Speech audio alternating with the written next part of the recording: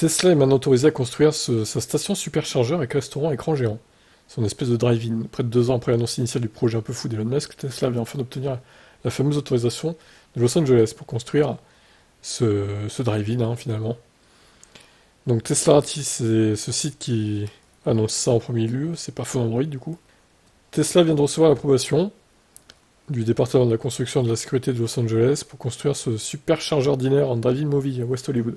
Ce complexe comprendra pas moins de 32 stations superchargeurs, mais aussi un restaurant de type diner, des sièges sur le toit de l'établissement, 2 écrans géants de cinéma qui diffuseront des extraits de films populaires.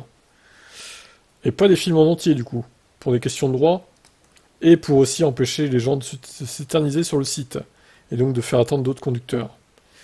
Alors moi je serais eux, je diffuserais plutôt des bandes annonces, plutôt que des extraits de films.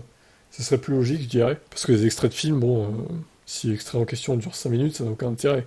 Autant diffuser des bandes annonces de 2 minutes 30, 3 minutes, en masse, plutôt que des extraits de films, enfin, moi ce que j'en dis. Hein.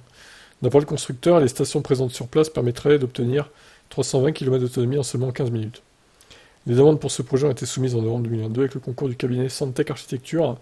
Ces plans ont été approuvés par la ville de Los Angeles, tandis que le permis de construire a été délivré le 18 juillet 2023. Le 9 août, l'inspection initiale des travaux de terrassement a été effectuée et approuvée par les autorités compétentes. Pour l'instant, on ne sait pas encore quand cette station unique au monde ouvrira ses portes. Eh bien, espérons le plus tôt possible. Je pense l'année prochaine. Hein. En tout cas, j'aimerais bien la même chose en Europe. Ça pourrait être pas mal d'avoir ça en France, par exemple. Donc voilà. Alors j'ai repéré un commentaire avant de se quitter. Un débile dans les commentaires.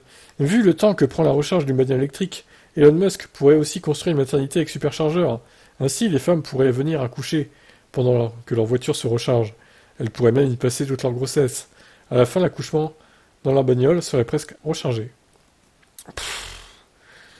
N'importe quoi, le gars. Ridicule. Il est même pas drôle en plus, quoi.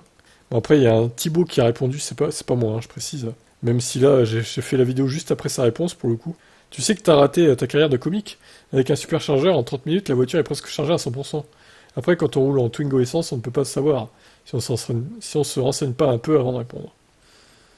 Ouais, non, mais il est ridicule, Jérôme. Ridicule.